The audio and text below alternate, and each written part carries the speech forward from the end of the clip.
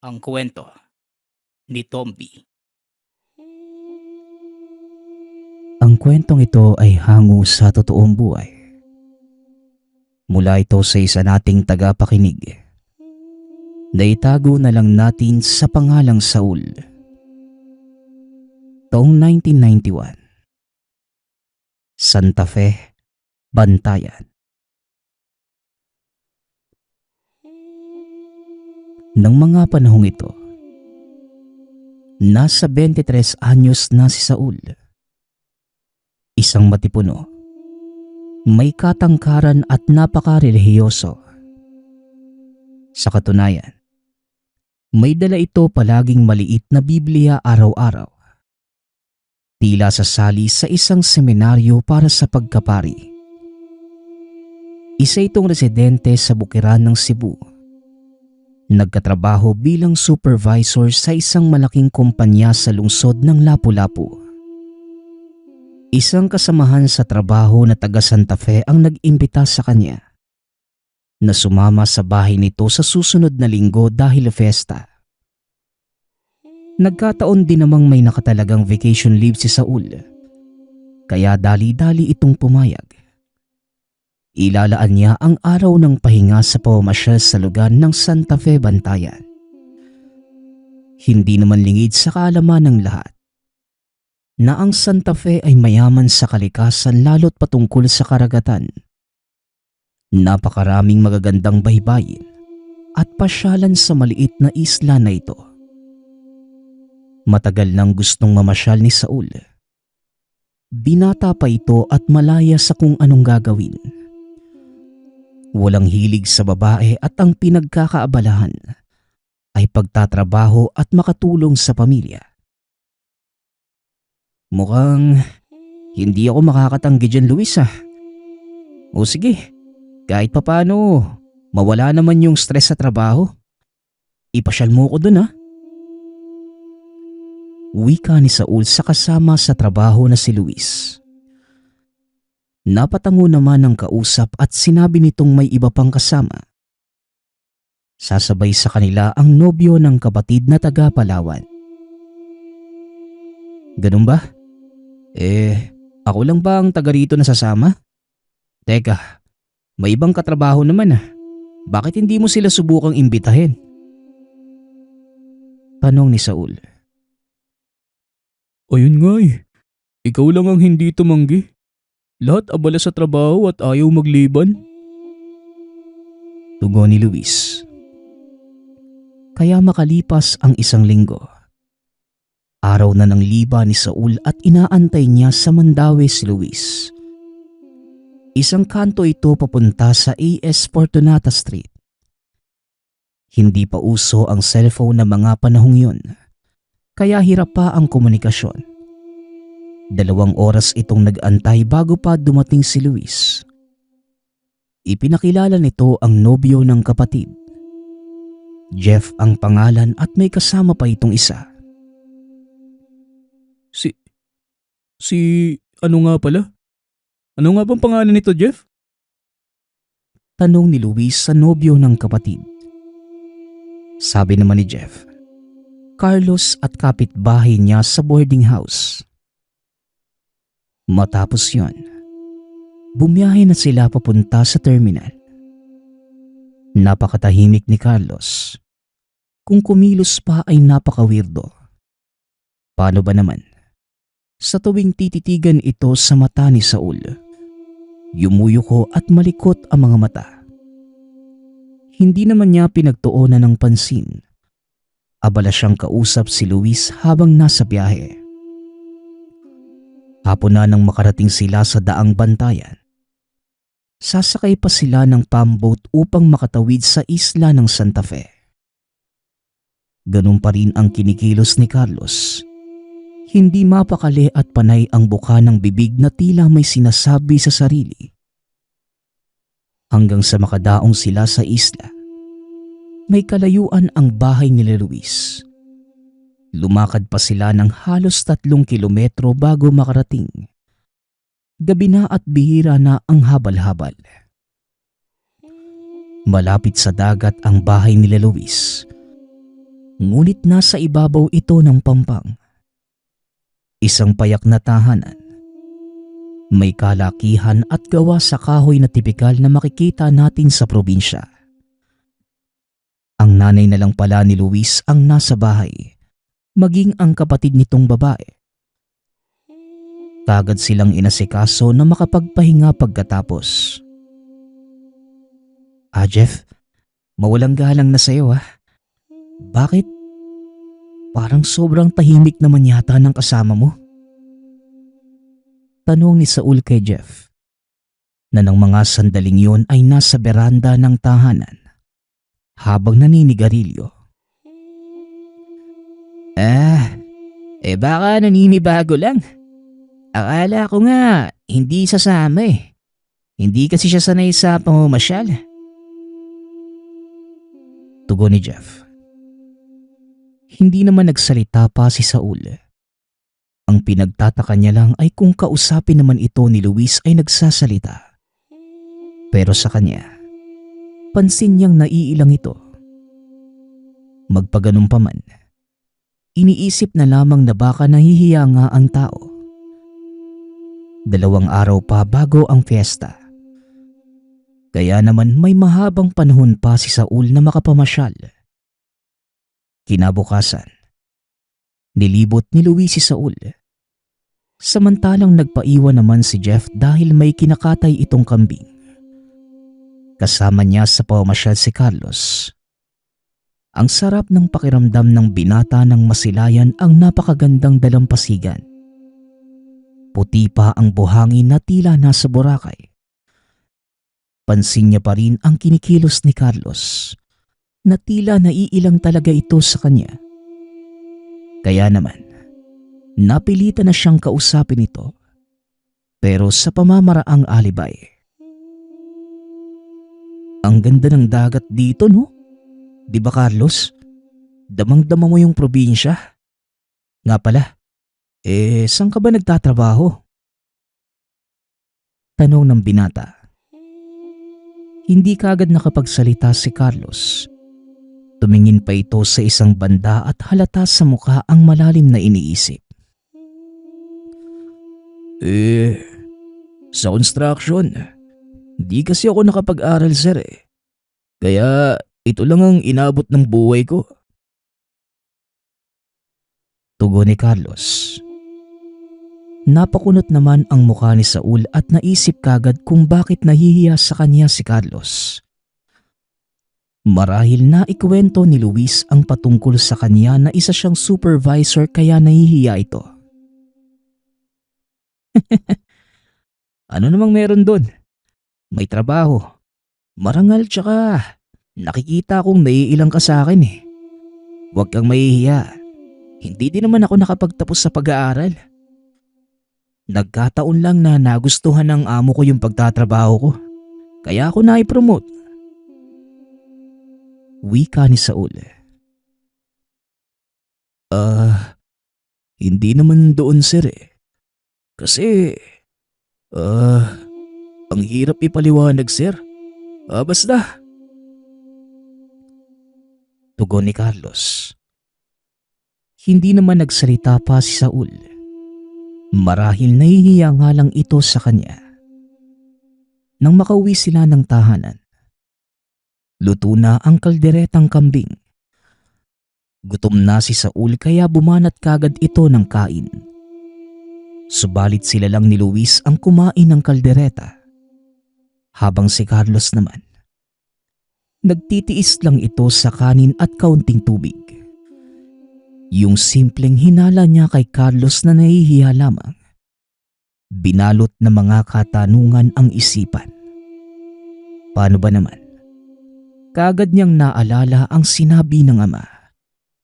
Aswang ang taong hindi kumakain ng may mga rekado. Dito na kumabog ang dibdib ni Saul. Sumimple siya ng tingin kay Luis at siniko ito.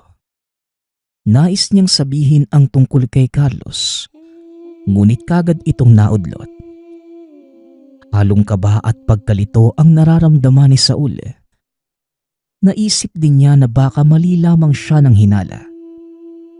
At kung totoo man, Baka magkatakutan at mas lalong ikailang ni Carlos. Maaari ding magdulot ito ng masamang pangyayari. Kaya naman, isinarili lamang ito ni Saul. Kinimkim ang lahat at pinilit na maging kalmado. Kinagabihan, maagang natulog si Luis, habang si Jeff naman ay umalis ng tahanan. Hindi niya kasama ang kasintahan. Noong mga sandaling yun, nasa beranda si Carlos. Nakita niya itong nagpapabalik-balik ng lakad na tila hindi mapakali. Inobserbahan lang ni Saul ang mga kinikilos hanggang sa may dinukot ito sa dibdib. Isang itim na medalyon at bigla ang hinalikan. Nanlaki ang mga mata ni Saul. Inisip niya na baka ilang sandali lang ay mag-aan yung aswang na ito. Lalo't alam niyang ang isang aswang ay may isang tangang bertud. Dito nanggagaling ang kanilang lakas. Kinuha ni Saul ang maliit na Biblia at inusal ang mga kataga ng Diyos tungkol sa pagtaboy sa mga kampo ng dilim. Ilang sandali lang, nilapitan niya si Carlos at sinabing, Kung ano mang binabalak mo, matakot ka sa Diyos. wika ni Saul. Matapos yon, nagbasa pa ito ng verso sa harap ni Carlos na siya namang ikinagulat nito. Sir, ano po bang ginagawa niyo? Ba't niyo po ako dinadasalan ng ganyan? Hindi naman po ako masamang tao Wika ni Carlos. Saglit na patigil sa paghinga si Saul. Tinitigan niya sa mata si Carlos. Nakita niyang napakaseryoso ngunit nakakaawa itong tignan. Biglang nakaramdam ng hiya si Saul sa ginawa niya. Napaupo ito sa mahabang upuan, kasabay ng paghingi ng pasensya. Tumabi naman sa kanya si Carlos.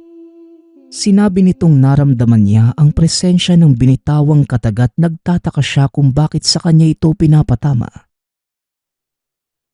Sir, napapansin kong may kakaibang hinala kayo sa akin Pasensya na Ganito lang talaga ako kapag napapasyal sa lugar. Tinatago ko kasi ang gamit ko para hindi makabati ng ibang may tangan Ang totoo sir, kaya ako sumama rito. Dahil na rin kay Jeff. Pero sir, sana kung ano mang marinig mo, sa'yo na lang. Matagal na akong nagmamasid sa kanya sir Gusto ko lang naman na hindi siya makapanakit ng tao. Wika ni Carlos. Hindi na ito nagsalita pa. Ito naman ang siyang pinagtaka ni Saul. Tila biglang nag-iba ang ihip ng hangin na mga sandaling yon. Naguguluhan ang binata sa mga nangyayari. Maraming katanungan ang bumabagabag sa kanyang isipan. Hindi niya makuha ang ibig ipahiwatig ni Carlos.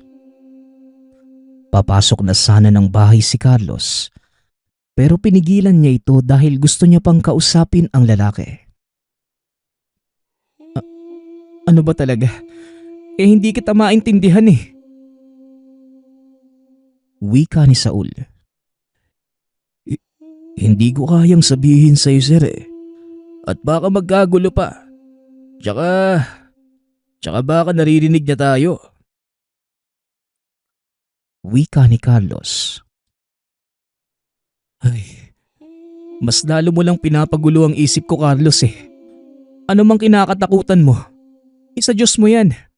Manalig ka kahit may tangan ka pa. Wika ni Saul. Nagpalingalinga sa buong paligid si Carlos.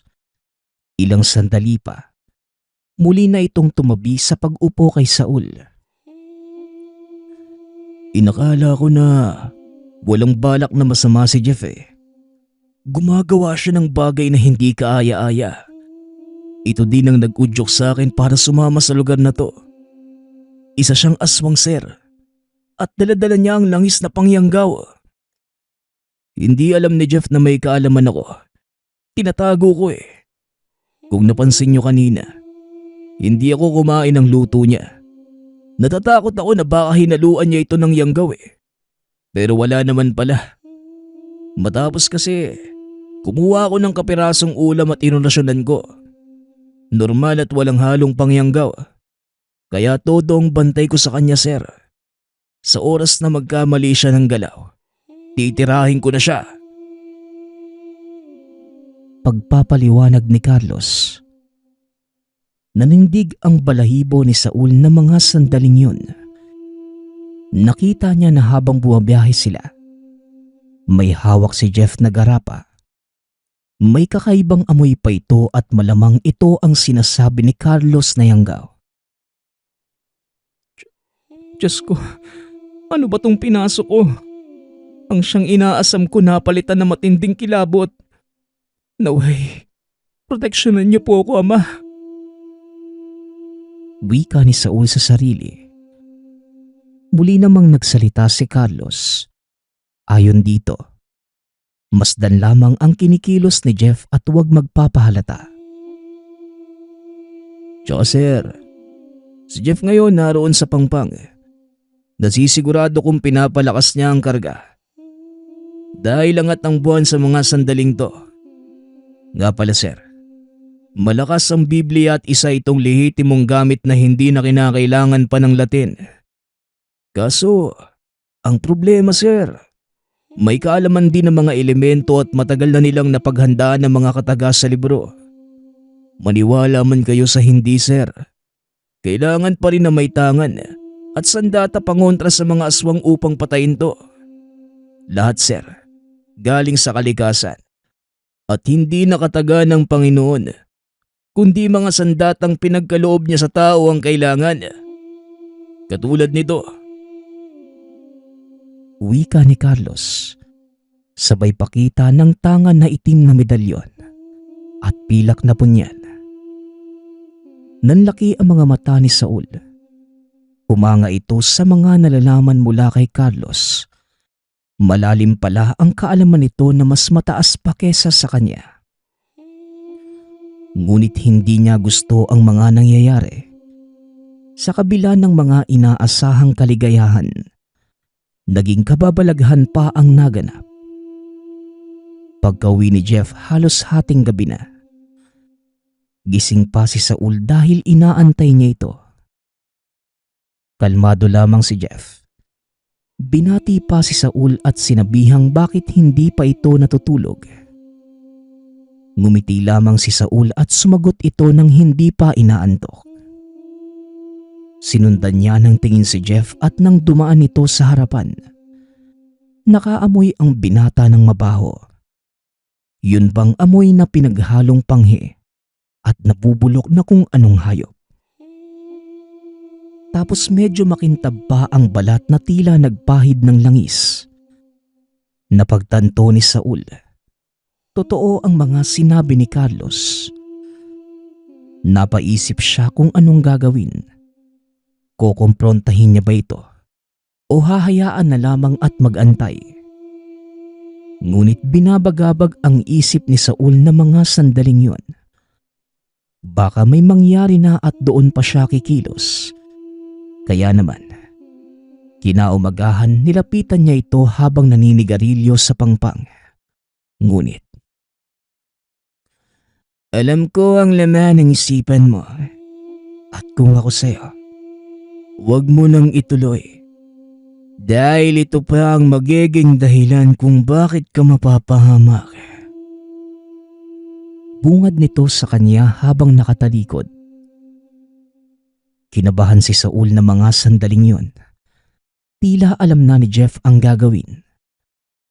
Kukumprontahin na sana niya ito at aabisuhan. Ngunit naunahan na siya ng lalaki. Kaya naman, hindi na nakapagsalita si Saul. Yung tapang ng paglapit niya kay Jeff, napalitan ito ng matinding pagkatakot. Nagpalingalinga siya sa paligid. Walang ibang tao kung hindi sila lamang dalawa. Hindi na mapakali si Saul na mga sandaling yun. Umarap sa kanya si Jeff. Nanlilisik ang mga mata habang nakatitig sa kanya. Muli pang nagsalita. Ayon kay Jeff, wag na itong manghimasok dahil hindi magugustuhan ni Saul ang mangyayari sa kanya. Matapos yon, dumiretso na ito sa paglakad pabalik ng tahanan ni Luis. Medyo nabati ang simpatya ni Saul at uminit ang tenga nito. Pero tiniis na lamang hanggang sa dumating ang tanghali. Nagtipon sila sa malaking lamesa habang kumakain. Hindi inaalis ni Saul ang tingin kay Jeff. Naroon ito sa kanto ng bahay. Nakatingin sa malayo at magkasalubong ang kilay. Sumaglit siya ng tingin kay Carlos. Sumisimple din ito ng tingin kay Jeff. Matapos makakain ay bigla na lamang nagpaalam si Jeff. Naaalis at babalik na ng Cebu. Nabigla naman si Luis. Maging ang kapatid nitong babae na kasintahan ni Jeff. Natanong nila ito kung anong dahilan. Ngunit sinabi nito na may nakalimutan lamang na gawain at kinakailangan niyang tapusin ito. Habang si Saul at Carlos naman, nagkatitigan sa isa't isa. Hanggang sa umalis nga si Jeff. Ihahatid pa sana ni Luis ngunit tumanggi ito. Sinabi ni Jeff na may bisita at ayon muna ang pagtuunan ng pansin. Sumabat naman si Carlos at sinabi nitong uuwi na siya. Ngunit sinabi ni Jeff na wag na. Ilaan na lamang muna ang oras sa pamamasyal. Hindi na nagsalita pa si Carlos. Tumango lamang ito at ilang sandali lang ay lumikas na ng lugar si Jeff. Kinahapunan. Lumapit si Carlos kay Saul. Sobrang balisa ang muka at halatang nag-aalala.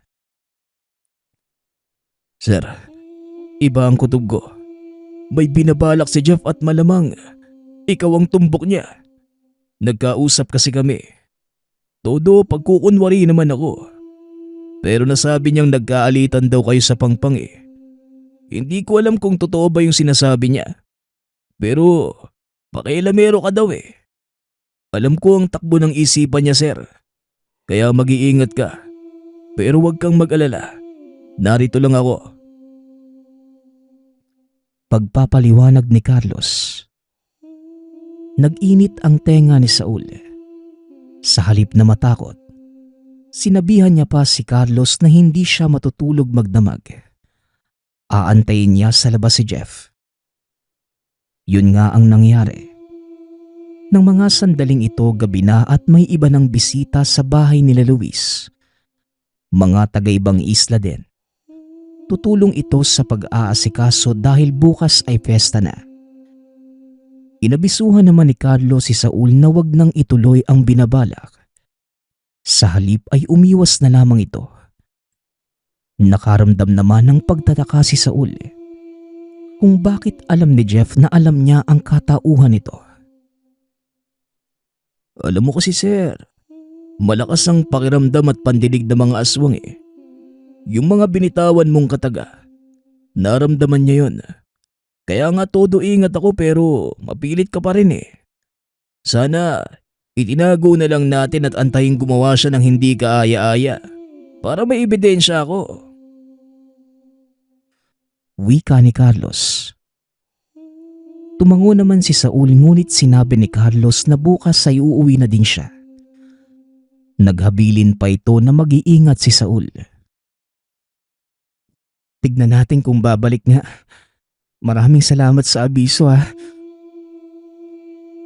Wika ni Saul.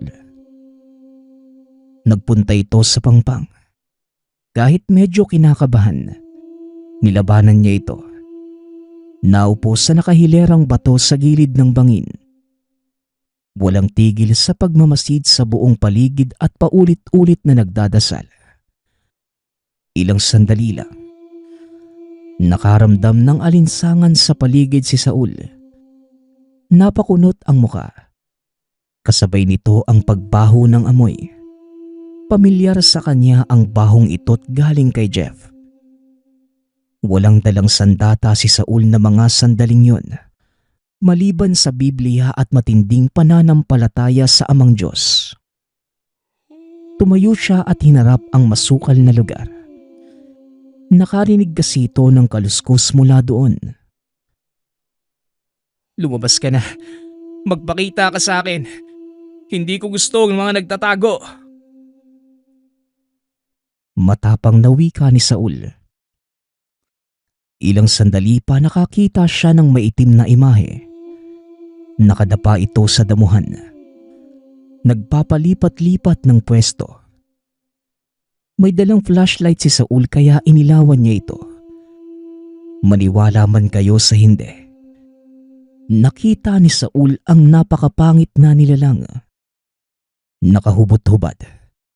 Buhaghag ang buhok at kumikislap ang nanlilisik na mga mata habang tinatamaan ng liwanag mula sa ilaw. Jesus ko po. Gabayan niyo sana ako. Wika ni Saul sa sarili. Paulit-ulit siyang nagdadasal habang nilalapitan ang nilalang. Umaatras naman ito ngunit sobrang bagsik at umaamba ng pag-atake.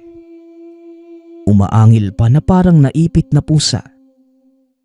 Hanggang sa hindi inaasahang mapatid ang paa ni Saul sa nakaumbok na bato.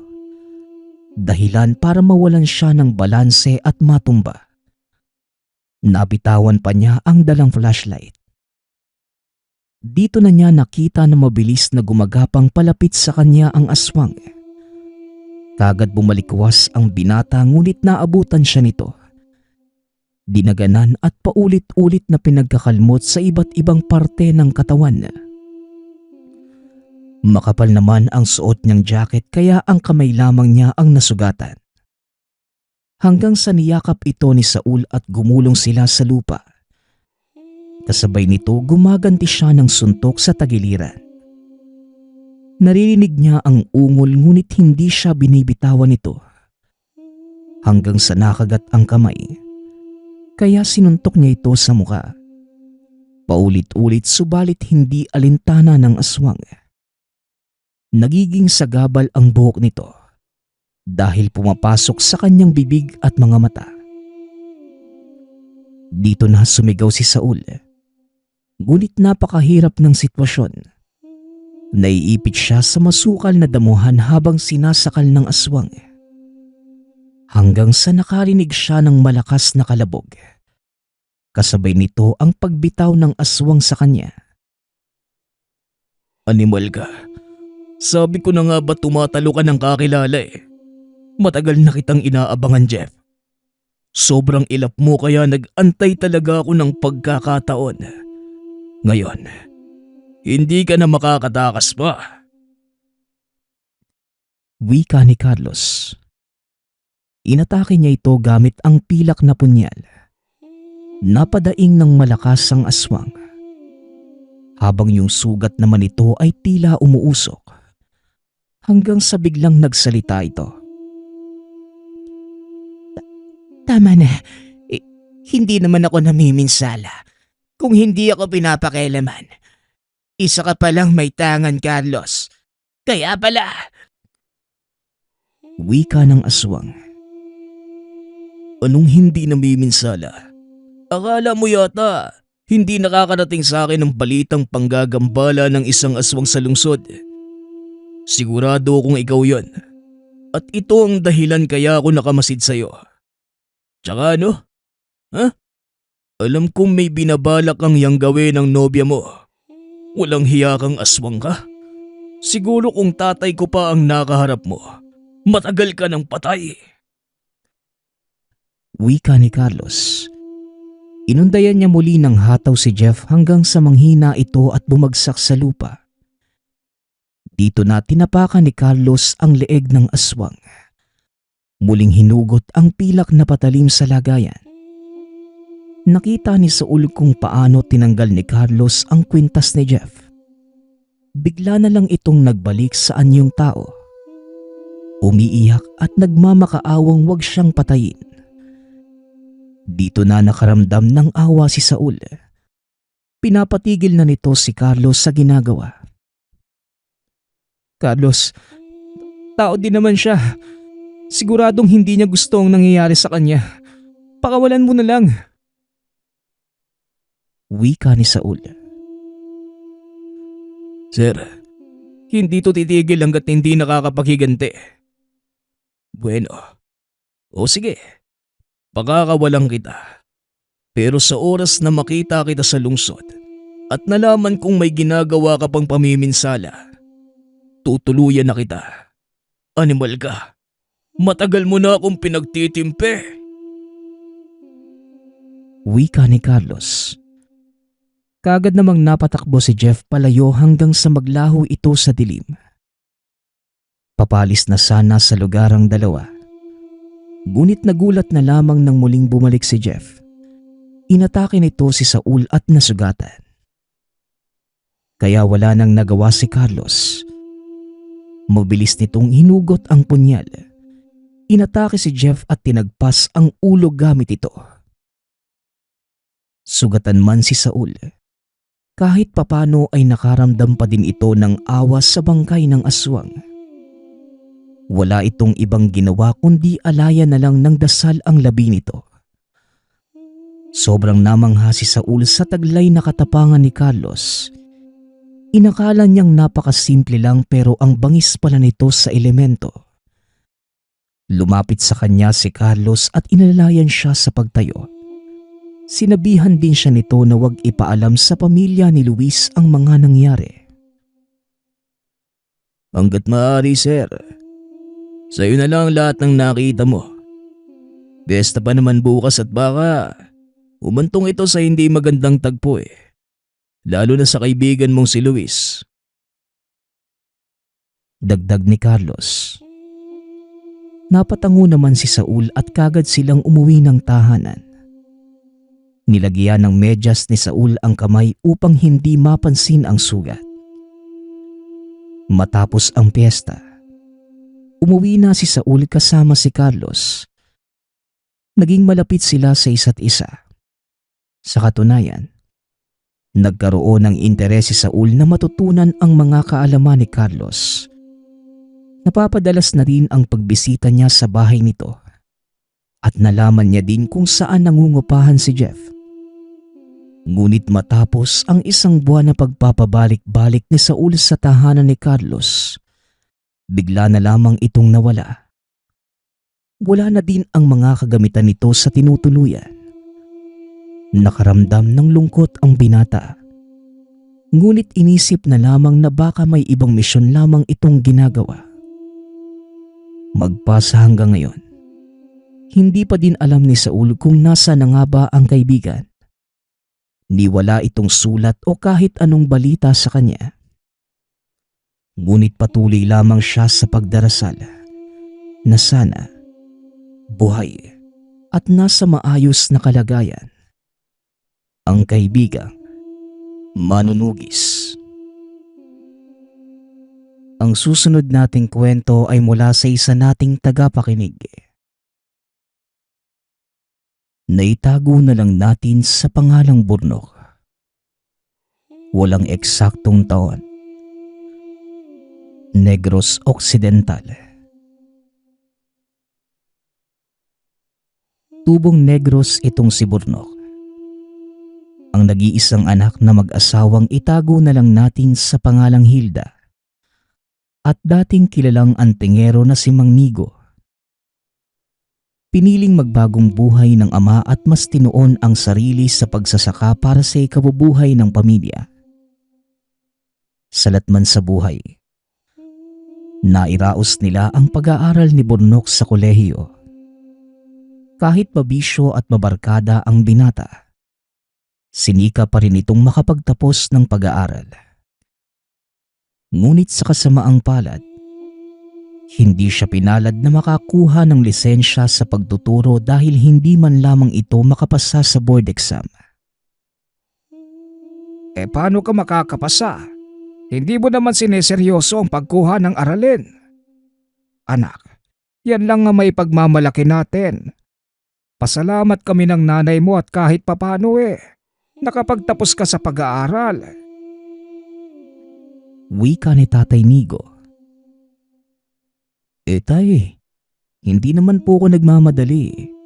Hayaan niyo po, maghahanap na muna ako ng trabaho habang naghihintay ng susunod na board exam. Tay, patawad po kung nabigo ko po kayo ha. Tugon ni Borno. Ayos lang naman yan, anak. Ang samin lang ng tatay mo. Sayang ang taon kung matatambay ka lang dito. Pero may tiwala naman kami sa'yo. Saka may edad na kami ng tatay mo. Ang gusto lang namin maayos ka kung sakaling mawala kami. Kainam kung maiba ang direksyon mo. Lalo pat pagsasaka lang ang maipapamana namin ng tatay mo. Wika ni Nanay Hilda. Nasa tamang gulang na ang binata upang makahanap ng trabahong kwalipikado para sa kanya. Isang araw, habang may binibili sa isang gusali, nakita niya ang nakapaskil na papel sa gilid ng kahera. Naghahanap ang gusaling iyon ng ahente na madidistino sa Iloilo. Kaya hindi na pinalagpas ng binata ang pagkakataon. Kinabukasan ay nagpasa kagad ito ng aplikasyon. Agaran itong binigyan ng kaukulang destinasyon kasama ang memo para sa gusaling papasukan. Anak, Iloilo ba ka mo? Saan ba sa Iloilo? Hindi ba pwedeng dito na lang para kahit papano maalalayang ka namin ng tatay mo? Anak, hindi mo kabisado ang lugar na yon. Alam mo namang madaming aswang doon. Bantog sa lugar ang pulis na nagngangalanggi mo. Maraming mga kwentong aswang natanyag sa lugar at marami nang nagpapatotoo. Wika ng ina. Hilda, mas maiging makalayag ang anak mo sa malalayong lugar nang mahanap niya ang sarili niyang kakayahan. Pero anak, hindi ka aalis hanggat wala kang mga pangontra. Mahirap na ang panahon ngayon. Hindi mo na malaman ang mga taong nakakasalamuha mo. Dagdag ni Tatay Nigo. Kinuha ng ama ang pinakaiingatang baul. Naglalaman ito ng sari-saring kagamitan. Pangontra hindi lamang sa aswang pati na rin sa masasamang elemento. Madalas itong gamitin ng ama noong antingero pa. Pero ni minsan ay hindi niya naituro sa anak dahil gusto ni Tatay Nigo na makapamuhay ng normal at walang kinakatakutan ang anak. Iba ang pagpapalaki ng mag-asawa kay Burnok. Ni minsan ay hindi nila ito nakitaan ng kahinaan, lalo pa kung may mga makalaban. Partikular sa mga nang-aagrabyado ng tao. Ibinigay ng ama sa anak ang isang habak at sinturong gawa sa makabuhay. Magagamit niya ang mga ito kahit nasa trabaho. Ang ganda naman po nitong sinturon, tay. Sino po bang may gawa nito? Bagay na bagay sa akin, oh. Saka hindi naman mahalata. Natatabunan ng suot kong pangitaas eh. Pasasalamat ni Burnok. O anak, pagkaingatan mo mga gamit na yan. Pamana pa yan ni Lolo Tagoy mo. Hindi ko na nagagamit at wala naman akong nakakaengkwentrong aswang dito sa lugar. Basta palagi mong tandaan, huwag kang magtitiwala kagad lalo sa mga hindi mo pa kakilala.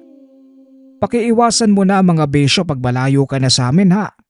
O kung dito, nagagawa pa naming alalayang ka. Pero pag malayo na kami, hindi ka na namin maaabot. Bili ni Tatay Nigo. Huwag po kayo mag-alala, tay. Kaya ko naman po ang sarili ko eh. Kayo na din po ang nagturo sa akin na maging matapang sa lahat ng bagay. Palagi ko po kaya yung tinatandaan. Tugon ni Burnok. Kinabukasan Lunes ng umaga. Maagang naghanda si Burnok. Inayos na niya ang mga gamit na dadalhin sa biyahe dahil didiretso na ito sa lugar mismo na papasukan. Halos mangiyak-ngiyak ang ina dahil sa unang pagkakataong malalayo ang anak. Isinuot ni Burnok ang bigay ng ama, habang ang iba pang mga gamit ay binalot sa tela at nilagay sa bag. Ilang sandali lang, nasa gilid na siya ng daan at nag-antay ng masasakyan. Niyakap ng binata ang mga magulang sa huling pagkakataon bago sumakay ng bus. Umihip ng simpleng orasyon na pangproteksyon ang ama bago tuluyang makasakay ang anak. Mag-aalas 7 ng umaga nang makarating sa daungan patawid ng Iloilo. Nakaramdam ng halong kaba at kung anong mabigat na pakiramdam si Burnok, lalo pat bago sa kanya ang kapaligiran. Habang sakay ng bangka, nanalangin ang binata na sana'y maging maayos ang biyahe. Sa awa ng Diyos, naging maayos naman ang biyahe hanggang sa makapasok sa gusaling pagtatrabahuhan. May sarili itong akomodasyon para sa mga empleyado, kaya hindi na nahirapan si Burnok na maghanap na matitirahan. Sagot din ang pagkain sa buong araw. Oh, bago ka? Pagbati kaibigan. Kung may kailangan ka pare, huwag kang mahihiyang magsabi sa amin 5 tayong narito sa silid pero iba-iba ang oras ng pasok. Kaya medyo respetuhan lang sa oras ng pagpapahinga para hindi tayo magkaproblema Bati ng lalaking tawagin na lang natin sa pangalang Bricks. Oo naman, makakaasa ka pare. Saka maganda dito no? Matagal na ba kayo dito? Siya nga pala, medyo nahihirapan pa ako sa trabaho Baka naman pwede nating magpaturo sa'yo. Tugon ni Burnok. Oo naman. Ako ang pinaka-senior dito. Huwag kang magalala. Aalalayan kita. Huwag ka lang mahihiyang magtanong sa mga bagay na nahihirapan ka Wika ni Bricks. Naging malapit ang binata kay Bricks. Hindi lang ito nakakatulong sa trabaho, kundi magaling din makisama. Kahit halata niya na hindi natutulog si Bricks sa gabi, ngunit kinabukasan pagdating sa trabaho ay tila wala itong pagod. Pero may napansin si Burnok sa kasama. Hindi ito sumasabay sa kanila kapag nakain. Sinasabi lang ni Bricks na meron siyang iniinom na gamot, kaya sinawalang bahala na lamang ito ni Burnok. Habang tumatagal, mas lalo niyang nakikilala ang mga katrabaho, lalo na si Bricks. Ang hindi lang niya maintindihan kung saan ito nagpupunta tuwing gabi at halos madaling araw na kung nakakauwi. May mga araw namang nakikita niya itong pulang-pula ang mga mata at napagkakamalang may sakit. Hanggang sa isang gabi, nagyaya ang isa sa mga kasama nilang uminom. Araw ng sahod, kaya gusto sana nitong lumabas. Ngunit dahil pagod sa trabaho, minabuti nilang sa loob na lamang ng tinutuluyan mag-inom.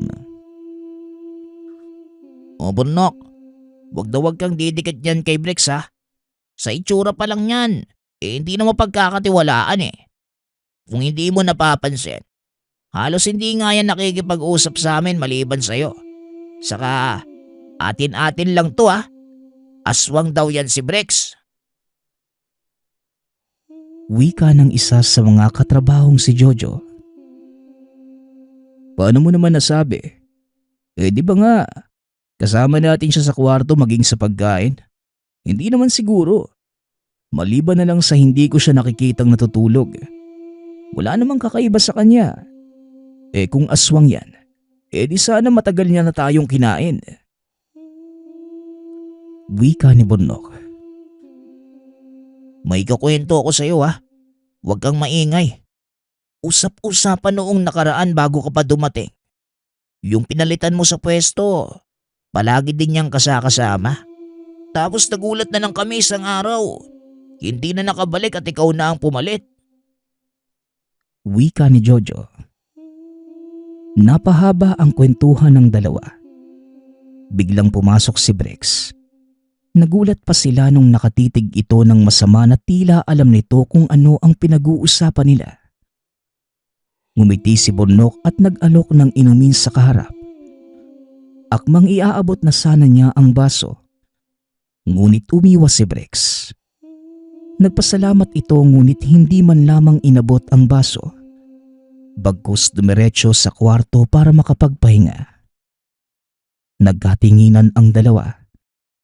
Nagkibit balikat si Burnok at pinihit ang bentilador sa pinakamalakas. Pareho silang nakaramdam ng biglaang pag-alinsangan ng lugar. Minuto lamang ang nakalipas nang pumasok na din sila para matulog. 3 double bed ang nakapaikot sa loob ng silid kung saan sila natutulog. Nasa bandang gilid si Brex sa itaas ni Burnok. Kaya ramdam niya ang lahat ng kilos at kung bumaba man ang kasama. Mag-aalas 10 ng gabi. Lahat ng kasama ay mahimbing nang natutulog. Napakadilim na ng silid. Akmang babangon sana siya nang bigla niyang naramdaman ang pagbaba ni Brex. Nagkunwari itong tulog. Ngunit pinakikiramdaman ni Burnok kung ano ang gagawin ng kasama. Lumabas lang naman si Brex ng silid. Napaisip si Burnok na baka mali lang talaga ang iniisip ng mga kaibigan. Maya-maya pa, nakatulog na din ito at hindi na hinintay pang makabalik si Brex.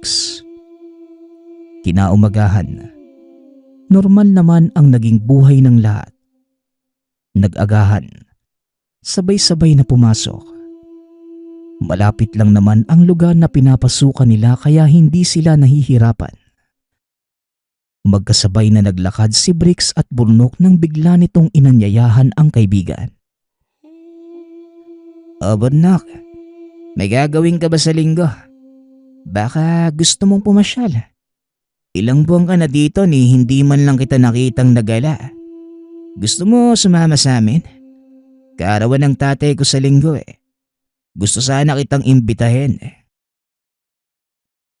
Paanyaya ni Brex. Oo nga eh. Palagi tayong abala sa mga pinapadala eh. Saan ba yung sa inyo pare? Pwede natin sigurong isama yung iba nating kasamahan para masaya no? Tugon ni Burnok. Oo naman. Tanong natin kung sasama sila. Alam mo naman na may mga sariling lakad na mga yan tuwing linggo. Di ba nga, halos ikaw lang natitira sa silid natin. Basta, asahan kita sa linggo ah. O siya, sige na. Mauli na tayo. Kita na lang tayo sa bahay mamaya. Muling wika ni Brex. Parehas sila ng kumpanyang pinapasukan ngunit magkaibang departamento. Habang tinatanaw ang kaibigan na papasok sa kabilang pasilyo, naiwan naman siya na malalim ang iniisip kung tatanggi ba siya sa paanyaya ng kaibigan. Yan ang nasa utak niya hanggang sa matapos ang trabaho. Mga bandang 5:00 ng hapon. Kasabay ni Jojo ay dumaan muna sila sa palengke hindi naman kalayuan sa lugar. Habang naglalakad, hindi niya maiwasang maikwento sa kasama ang patungkol sa paanyaya ni Brex. Nais na din sana itong yayaing sumama. Pre, umuwi kasi ako sa pamilya ko tuwing linggo eh. Alam mo na, yun lang ang oras na malalaan ko sa pamilya ko. Yayain mo si Reo, di kaya si Roldan. Pero sigurado kong hindi din sila sasama. Kagaya ko, may mga pamilya din silang inuuwian eh. Wika ni Jojo. Nag-aalangan nga ako pare. Parang masama yung kutob ko. Saka diba, nakwento nyo yung dati nyong kasama. Siya lang ang sinamahan at hindi na nakabalik. Tugon ni Burnok. Naku, wag mo nang isipin yun. Baka kaya hindi na bumalik yun. Ayaw na sa trabaho natin. Palagi din kasi yung nagrereklamo sa pasahod eh. Kaya huwag ka na mag-isip ng masama. Mabuti kang niyaya ka ni Brix eh. Para naman makagala ka sa lugar. Marami magagandang pasyalan dito pare. Kaya maglibang ka lang hanggat nandito ka. Wika ni Jojo. Napatango na lamang si Burnok nang marinig na wala naman siyang dapat ikatakot. Bagkus, dapat na marunong din siyang makisama sa mga kaibigan. Pagkarating sa tinutuluyan, kinausap din niya ang iba pa nilang mga kasama ngunit kagaya ng sinabi ni Jojo, hindi ito makakasama. Hanggang sa napagpasyahan niya na siya na lamang ang sasama kay Briggs. Lumipas ang mga araw. Naging maayos naman ang lahat hanggang sa dumating ang araw ng linggo. Maaga silang naghanda. Gamit ang maliit na bag ay binalot niya ang habak sa pamalit na damit.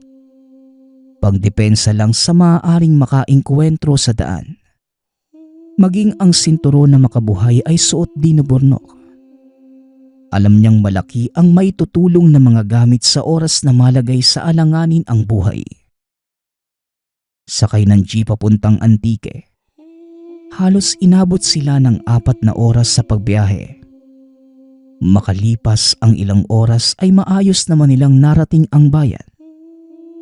Minuto lamang ang nakalipas nang naghanap ang kaibigan ng tricycle na masasakyan papunta sa bahay ni Briggs. Ang ganda pala ng lugar niyo pare. Parang kagaya din sa amin eh. Yun nga lang, may mga dinaanan pa tayo mga tulay. Malayo pa ba tayo? Tanong ni Burnok. Malapit na. Manong driver, ibaba mo na lang kami sa gilid ng pilapil ha. Hindi na din po makakapasok ang tricycle dahil maliit lang po ang lugar. Tugon ni Briggs. Sigurado ba kayo na dito na kayo bababa? O siya, sige na mga iho ha. Mag-iingat kayong dalawa. Lalo na ikaw. Wika ng driver. Habang nakatitig kay Burnok. Napatango na lamang ito. Ilang sandali lang ay umalis na ang tricycle. Nagsimula ng tahakin ng dalawa ang daan papunta sa tahanan ng kaibigan. Halos walang kabahayan sa lugar. Sa paglalarawan ni Burnok, ang lugar ay tila hindi dinadayo ng mga tao. Napapalibutan ito na matataas na talahib na hindi man lamang pinagkaabalahang gapasin. Bagkus, tila sinadya itong patubuin upang maitago ang lugar. Minuto lamang ang nakalipas nang namataan niya ang dalawang matanda. Lumabas ito sa isang lumang bahay kung saan sila papunta. May kalayuan pa ang mga ito nang sumigaw si Briggs. Nakangiti ang binata at sinasabi na yon ang kanyang mga magulang. Oh anak, kamusta ang biyahe ninyo? Nako, mukhang matipuno itong dala mo ah. Tsaka salamat at hindi ka nakakalimot. Wika ng tatay ni Briggs na si Mang Noli. Oo naman tay. Makalimutan ko na po ang lahat. Huwag lang ang regalo ko sa inyo. Pagpasensyahan niyo na po ha. Wika ni Briggs. Napatingin lang si Burnok sa mag-ama. Habang pinapakinggan ang usapan ng mga ito, nakangiti sila habang nakatingin kay Burnok. Patay mali siya lamang ang binata habang pinapakinggan ang mga katagang nanggagaling sa kaibigan. Ilang sandali pa, pinapasok na sila para makapagpahinga. Sa pagmamasid ni Burnok sa lugar, sobrang luma at may naaamoy siyang kakaiba. Hindi niya na ginawang ilinga pa ang mga mata dahil alam niyang hindi kaaya-aya ang loob nito. At para hindi mapahiya ang kaibigan sa kanya, tahimik lamang si Burnok habang papasok sa silid ni Briggs. O pare, dito ka lang muna. Magpahinga ka na dyan at may aayusin lang kami sa labas. Nagugutom ka na ba? Gusto mo na ang mainom? Kung anong kailangan mo, tawagin mo lang ako ha. Wika ni Briggs. O sige pare, ayos lang naman ako eh. Matutulog na lang muna ako at mamaya na lang tayo kumain. Tugon ni Burnok. Ilang sandali pa lumabas na ang kaibigan. Sinarado niya ang pinto at nag-ayos ng mga gamit. Nagbihis ito at akma sanang hihiga na. Nang marinig ni Burnok na may mga nagsidatingang mga tao. Naririnig niyang nagtutuksuhan pa ang mga ito habang may inaayos na kung ano sa labas. Dala ng pagod na isa na niyang matulog. Ngunit nawala ang antok ng binata nang marinig niya na sinambit ng kaibigan ang pangalan. Napalakas ang boses nito, hindi kalayuan sa silid na kinaroroonan. Hanggang sa nakarinig siya ng mga pag-angil. Nilinga ng binata ang mga mata. Naghanap ng pwedeng silipan hanggang sa nasipat ang saradong bintana. Madali naman itong mabuksan dahil lubid lamang yon na nakatali. Gawa lang din ito sa kawayan kaya nagawa niyang mabutasan ng bahagya. Sinikap niyang matignan ng labas. Mag-aalauna pa lang ng tanghali na mga oras na yon. Sa pagmamasid ni Burnok sa lugar, hindi masyadong maabot ng paningin ang kinaroroonan ng mga ito dahil iba ang sentro ng butas. Naririnig niya lang pero hindi nakikita. Ilang sandali pa habang pinagmamasdan ang labas, biglang dumaan ang malalaking aso. Hindi niya ito napansin kanina dahil nakatuon ang isip sa kaibigan. Biglang nakaramdam si Burnok na matinding takot. Nang masipat ang mahabang pangil na mga ito na alam niyang hindi karaniwan. Bumalik ang binata sa higaan at nag-isip ng pwedeng gawin. Pinakalma ang sarili. Niluwagan ang sinturong gawa sa pinatuyong makabuhay at sinukbit sa tagiliran ang habak. Panigurado lamang na makakalaban siya sa kung anuman ang binabalak ng kaibigan at pamilya nito. Nag-ayos na siya at lakas loob na lumabas ng silid. Nasipat niyang may mga nakalatag na lamesa at mga galon ng lambanog. Ilang sandali lang, nakita siya ng kaibigan at nakangiti itong humarap sa kanya. O pare, akala ko matutulog ka. Pero hindi na bale. Halika't ipapakilala kita sa mga tiyuhin ko. Mga kapatid ito ng tatay ko. Umiinom ka, di ba? Tara pare, upo ka lang muna dito. Wika ni Brex. Ilang minuto pa, may dumaan na malaking aso sa kanyang harapan. Napagtanto ni Burnok na alaga pala yun ng pamilya ni Brex. At hindi niya napansin nang pumasok sila. Naiiya ako pare. Buong angkan nyo yata yung bisita ngayon ah. Sayang at hindi sumama yung ibang mga kasama natin oh. Sana mas masaya kung nandito sila. Wika ni Burnok. Ayos lang yun pare. Ikaw lang naman talaga ang gusto kong isama eh. Halika, tumagay ka muna. O tanggero, ang tagay. Kay bagal nyo naman eh. Nasa na ba yung mga baso? Tugon ni Brex.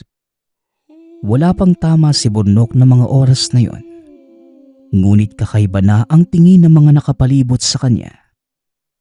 Iniabot kay Burnok ang baso at hindi naman ito nagdalawang isip na inumin bilang pakikisama sa angka ni Brex. Nagpalakpakan pa ang mga ito at sunod-sunod ang bigay na tagay sa kanya. Pakiramdam niya, gusto na ng mga itong madalian siyang malasing at halos isang galong lambanog ay siya lamang ang nakaubos. Hindi alam na mga kaharap na malakas talagang uminom ang binata. Napapansin niya na kahit nagbibiruan at nagtatawanan ang lahat, nakasentro pa rin ang atensyon nito kung kailan siya matutumba. Maya-maya pa, bigla itong tinawag ng kalikasan sa dami ng naubos. Nagpaalam muna ito sa kaharap na magbabanyo muna. Itinuro naman ng kaibigan ang palikuran. Sa labas ito ng bahay kaya nakapagmasid pa sa paligid ang binata. Ilang sandali pa, pabalik na sana siya nang bigla niyang marinig sa hindi kalayuan ang pag-uusap ng mga kasama sa lamesa. Narinig niya na lalagyan na ng pampatulog ang baso dahil hindi naman ito nalalasing. Nasipat niya ding naglabas na sila ng malaking kawa. Habang pinagmamasdan ang galaw ng mga tao, napagtanto niya na meron talagang balak na masama ang mga ito sa kanya. Hanggang sa marinig niya mismo ang kaibigang naghahanda ng tapusin siya sa oras na bumalik ito galing sa palikuran. Nilingan niya ang paligid. Nakikita niya pa ang daan kaya hindi nagdalawang isip pa ang binatang tumakas sa lugar. Unti-unti niyang tinungo ang daanan nila ng kaibigan at kumaripas ng takbo. Hindi siya lumingon sa likuran. At ang nasa isip niya lamang na mga sandaling yun, makalayo sa lugar. Habang tumatakbo, narinig niya ang pagpulasan ng mga nilalang sa hindi kalayuan. Naririnig din niya ang mga sigaw at pag-angil. Minuto lang ang lumipas at nasa labas na siya ng lugar. May mga nakikita na siyang tao. Ngunit hindi niya nagawang humingi ng tulong dahil iniisip na aswang din ang mga nakikita. Napakahaba na ng tinakbo niya nang masipat ang tulay na dinaanan nila kanina. Dinerecho niya lang yun hanggang sa naabot ang bayan. Nakahinga naman ng maluwag si Bunok nang nakakita ng bus pabalik sa syudad. Sa isip-isip niya, hindi na siya babalik sa pinasukan. Dediretso nang pauwi ng Negros. Buti na lang at naayos niya ang sarili. Hindi niya nakalimutan ang pitaka. Ipinagpasalamat sa Diyos na maaga niyang napansin ang balak ng mga nilalang. Sa awa ng Ama, nakauwi siya ng maayos sa kanila. Inisip niya na baka masundan siya ng mga aswang, kaya minabuti niyang abisuhan ang Ama. Naniwala naman ito sa kanya dahil naaamoy nito sa anak ang ginawang marka ng mga nilalang. Dahil may karanasan ang Ama bilang antingero at manggagamot, minabuti nitong lagyan ng malakas na proteksyon ang paligid ng tahanan maging ang anak. Nagpatawag pa ito ng magaling na albularyo upang mabura ang marka at tanda ng mga halimaw sa katawan ng binata. Magmula ng araw na yon, hindi na sinubukan pa ni Bunok na maghanap ng trabaho sa malayo. Sa kasalukuyan, ganap na itong guro sa eskwelahan, malapit lamang sa tahanan. Ngunit hindi pa rin niya makakalimutan ang karanasan sa katrabahong aswang. Nagpapasalamat nga pala ako sa nagpadala ng ating kwento. Naway nagustuhan niyo ang inyong napakinggan. Nagpapasalamat din ako sa lahat ng patuloy na nakikinig at sumusuporta sa ating channel. Naway patuloy niyong suportahan at pakinggan ang ating mga kwento. Hanggang sa muling pakikinig. Paalam.